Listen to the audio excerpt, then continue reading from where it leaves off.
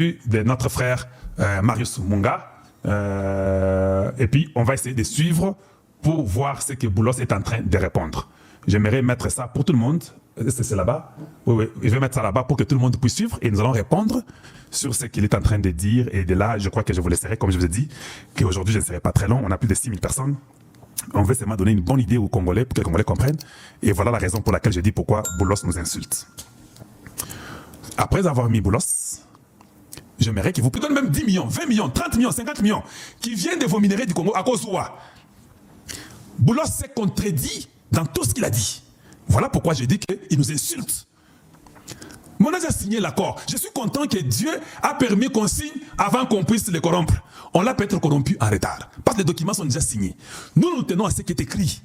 Ce qui est déjà écrit et signé, c'est de ça que nous nous tenons. Tout ce qu'il peut raconter, ces bêtises, c'est pour lui et l'argent qu'il a mangé, et ça ne compte pas. Il ne reconnaît pas les génocides. Il dit qu'il y a eu beaucoup de morts, 6 ou 7 millions, mais il ne reconnaît même pas les génocides. De deux, Boulos contredit Donald Trump. Donald Trump parle de 10 millions. Lui vient parler de 6, 7 millions. Il a mangé l'argent de qui? Et qui veut qu'il ne puisse pas parler des génocides que notre président Tshisekedi a pu dire publiquement aux Nations Unies? Lui dit que non, je ne sais pas, je ne peux pas appeler ça génocide. Tu appelles ça quoi? Mais maintenant, si tu ne reconnais pas notre génocide, pourquoi tu vas négocier pour nous? Pourquoi tu vas être l'intermédiaire de négociation? Parce que tu ne reconnais pas ça. Tous les Congolais doivent écrire dans leur TikTok. Tout le monde, je vous permets d'attaquer Boulos. Sans merci. Il faut qu'il y ait comme Elaye. Azana Matoyi, j'ai commencé à mon émission pour dire, tout le monde, Dieu nous a donné les oreilles. Il va entendre. Dans les TikTok, couper mes morceaux ici, dites à Boulos que gare à toi. This is we talking about the Congo. People have been dying. It's a genocide. Don't come and tell us you don't know if it's genocide or not. Parce que s'il fait ça avec les Juifs, son poste est perdu à la minute. S'il va parler contre les Juifs, de douter qu'il y a eu 6 millions de morts des Juifs, son travail est terminé. Nous voulons aussi nous rassurer que comme il doute de la mort des Congolais, que c'était un génocide congolais, pour repeupler les Rwandais dans nos terres congolaises, lui, nous n'avons plus besoin de lui. Les documents déjà signés, les documents éclairent. Et nous n'allons pas continuer à tomber sur ces jeux-là. La première des choses est celle-ci.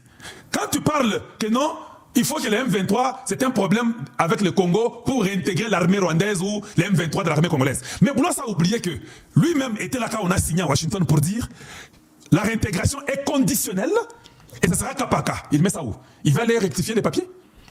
Comment il peut se permettre à un diplomate de dire que non? Vous savez, la réalité est que ils vont être réintégrés dans l'armée. Non, c'est faux. Ils ne seront pas réintégrés dans l'armée.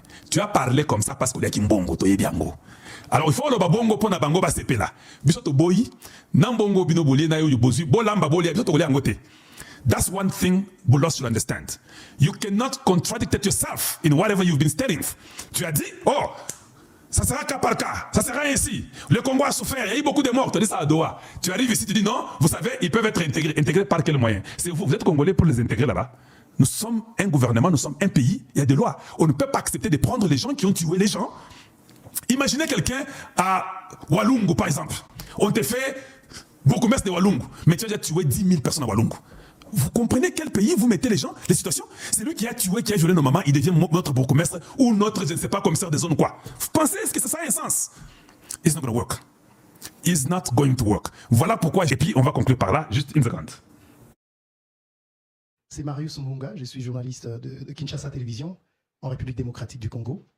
Votre visage est un visage d'espoir pour le peuple congolais depuis la première fois qu'ils ont fait votre connaissance quand vous êtes arrivé à Kinshasa. Et je vous remercie pour tous les efforts que vous êtes en train de faire pour amener la paix en RDC. Alors, la grande question, c'est que quel est selon vous l'obstacle principal qui empêche aujourd'hui que les accords de paix en RDC entre le M23 et le gouvernement soient concrets? Deuxièmement, qu'est-ce qui vous donne vraiment confiance que cette fois-ci, les négociations qui se passent, cette fois-ci sont les meilleures? Et peut-être la troisième question, il y a une rencontre qui a été prévue à Washington, qui a été annoncée entre le président rwandais, le président congolais. Qu'est-ce qui fait traîner pour pas qu'ils se rencontrent jusque-là? Concernant la visite, vous avez dit qu'il y avait eu une annonce. Nous n'avons jamais fait d'annonce concernant l'événement à la Maison-Blanche. Cependant, nous avons effectivement évoqué un éventuel événement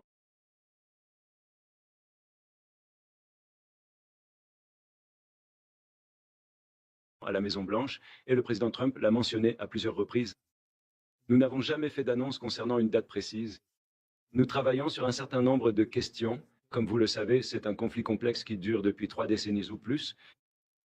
Et pour revenir, je pense à votre question, oui, des millions de personnes ont perdu la vie dans ce conflit, probablement 6 ou 7 millions. Je sais, je viens de me rappeler que je n'avais pas répondu à cette partie de votre question. Donc oui, c'était l'un des... Je suis d'accord avec le président Tshisekedi sur ce qu'il a dit.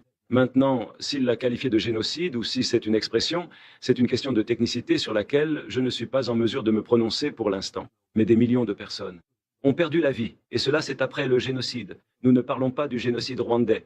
Donc c'est un processus complexe et nous avons mis en place, le plus important, c'est que nous avons mis en place de nombreux mécanismes entre les deux parties. Et là, je parle de la République démocratique du Congo et du Rwanda, mais aussi entre le mouvement 23 mars et la République démocratique du Congo. Ils viennent tout juste, nous avons annoncé il y a quelques semaines, ou peut-être plus, être un mécanisme d'échange de prisonniers entre le M23 et le gouvernement de la RDC. En fait, ce matin même, j'ai eu le privilège de rencontrer le chef du comité international de la Croix-Rouge, car cet accord est entre le mouvement du 23 mars et le gouvernement de la République démocratique du Congo, mais il est facilité par le comité international de la Croix-Rouge. Et cela a été conclu à Doha. Donc il y a de bonnes avancées et de bons progrès qui se produisent à Doha. Nous avons donc d'abord eu la déclaration de principe. Ensuite, nous avons eu cet échange de prisonniers et nous travaillons également sur un certain nombre de mesures de renforcement de la confiance.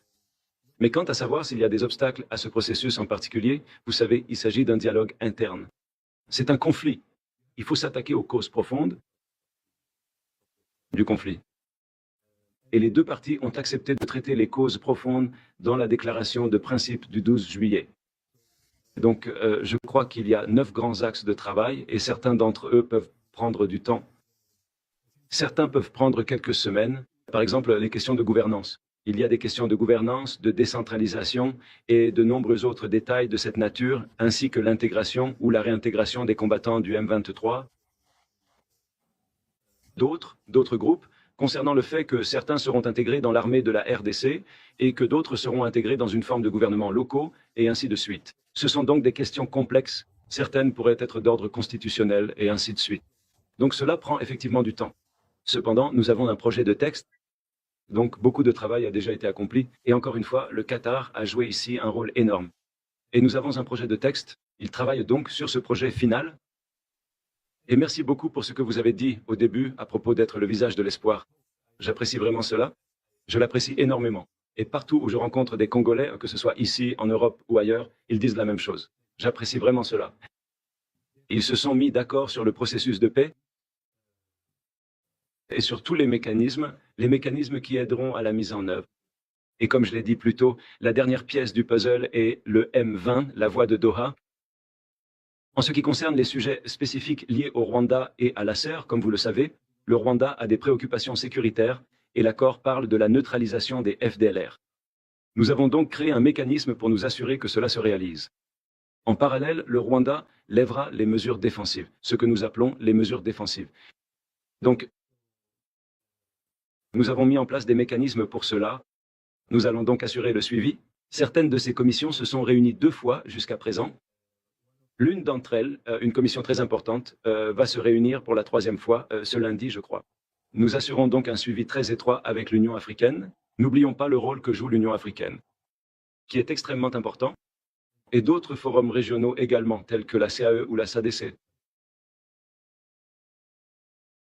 Voilà. J'aimerais seulement que vous puissiez regarder le visage de Boulos. C'est un visage de quelqu'un qui a mangé l'argent d'autrui. Il est très mal à l'aise. Vous pouvez vous-même remarquer qu'il est très mal à l'aise dans toutes les réponses qu'il donnait. Très mal à l'aise. Donc, c'est-à-dire que nous pouvons savoir, nous avons étudié le corps humain, le langage corporel. Ali Mbongo. Donc, si, Boulos, if you talk people's money, we're not gonna agree. So, et puis, vous êtes libre de prendre l'argent. Nous pouvons voir que vous êtes d'abord inconfortable dans toutes les réponses que vous donnez. Parce que nous, on ne part pas par ce que vous dites comme parole. Peut-être tu l'as fait pour l'argent que tu as pris. Mais nous, le Congo, nous pensons que nous devons vous récuser. Nous ne sommes pas d'accord avec vous. Nous refusons ce que vous faites. D'ailleurs, c'est vous qui retardez que Donald Trump ne puisse pas voir les Congolais. Aujourd'hui, nous allons continuer avec une relation bilatérale avec les États-Unis, où nous devons travailler avec l'armée américaine. C'est la solution pour le Congo. Si nous avons une armée forte, bien aimée, même ce qu'il a parlé sur la gestion gouvernementale, ça ne considère même pas. Quand quelqu'un a détruit ou a tué au Congo, il y a des lois qui disent que Obomi ou Kofipe Babomi Peyo. Point final. On ne peut pas intégrer des voleurs et des bandits des grands chemins et des terroristes. On ne peut pas les intégrer. Donc, pourquoi vous aviez dit les gens seront jugés conditionnellement cas par cas? Pourquoi vous avez dit ça? Et aujourd'hui, c'est parti où? Pourquoi vous ne voulez pas accepter qu'il y ait eu un génocide au Congo? Parce que tout le monde l'a dit, les gens ont parlé, même tous ces ONG disent que c'était un génocide au Congo. Comment vous pouvez dire qu'il n'y en a pas? Bon, si vous pensez qu'il n'y a pas eu de génocide, mais il y a eu beaucoup de morts, nous ne voulons pas que notre médiateur ne reconnaisse pas d'abord que les Congolais sont morts, qu'il y a eu génocide sur nous. Voilà là où nous allons nous départager avec vous. Vous prenez la droite, nous prenons la gauche. We are not going to agree with you. Parce que you don't believe like we had a genocide in the Congo. So, we're going to tell Donald Trump, we don't need you anymore. You can be talking about family matters between you guys, but for Congo politics, we do not agree. United States does not negotiate with terrorism. It's the same thing, full stop. We are from the Congo. We are Congolese Americans. We're not going to accept double standards. Same way. If you cannot agree to work with a terrorist in America, Congo, do the same. We're not going to agree to reintegrate in our government or in our military system with these terrorists who have been killing our parents and killing our children. It's as simple as such. Donc, we cannot tolerate any signs of terrorism. It's the same. We cannot allow a double standard. C'est clair. So, Mr. Boulos, thank you for your service and we don't need you anymore. Merci de nous avoir suivis. On va revenir peut-être demain pour aller beaucoup plus en détail. Je vous apprécie. Partagez, aimez la vidéo. C'est le week-end qui commence. Vous me reverrez encore. S'il y a une nouvelle, je viendrai encore vers vous. Une fois de plus, je peux vous dire bonjour chez vous.